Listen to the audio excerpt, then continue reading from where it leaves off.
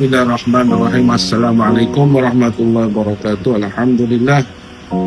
Alhamdulillah hari ini kita ada satu projek, iaitu untuk memberikan makan share your food kepada keluarga yang dalam memerlukan. Kami sekarang berada di Jurong West dan kita berikan kepada satu keluarga, adik ni anak yatim ya, bapa dah tak ada. Jadi ibunya ni tak boleh bekerja lah pasal apa kesihatannya. Jadi dia dua beradik. Dengan itu kami di sini akan menghantar beras, minyak dan sebagainya. Jadi insyaAllah sokonglah projek kami, projek True Hearts.sg dalam projek Share Your Food.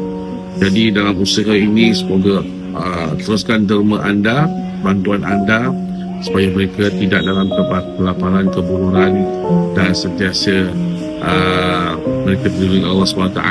Jadi dengan anda yang menderma, semoga Allah lindungi anda, murahkan rezeki anda insyaAllah.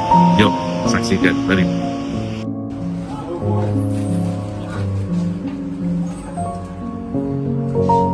Barang makan ya. Tanpa sini je. Tanpa je.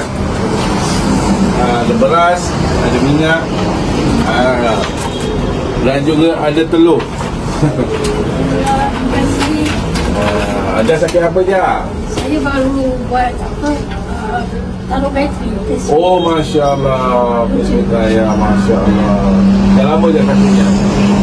Sakit jantung dah lama. Oh, Tahu? tahu ya. Baru sebulan yang lalu saya baru buat pacemaker. Alhamdulillah. Saya pingsan jatuh kat situ. Oh, insya Allah. So saya sekarang terlihat lah. Yalah. Di sementara ni baru habis NS. Dia jaga saya lah. Oh, Allahu Akbar. Pasal yang perempuan baru habis sekolah. Bekerja kat atas. Yalah. Alhamdulillah.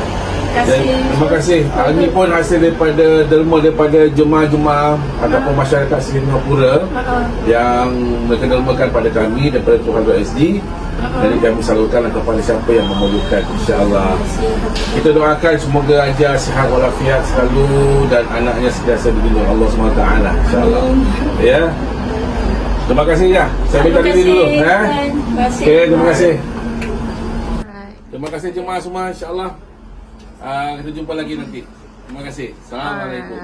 Assalamualaikum. Terima kasih.